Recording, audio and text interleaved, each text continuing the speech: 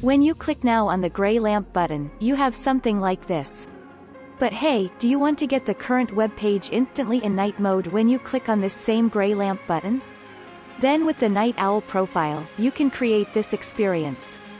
Here's how to get this feature enabled in the Turn Off the Lights browser extension. First, click right on the gray lamp button, and select Options. Then, in the Turn Off the Lights options page, go to the tab Advanced Options. And scroll down the web page until you see the topic bulb. Next, click on the second button, choose this setting, to activate the Night Owl profile. Click on the blue OK button to close the pop-up message. And that's it then.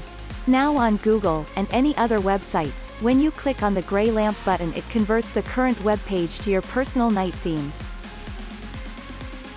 For more helpful tips, subscribe to the Turn Off the Lights channel or click another video to keep watching.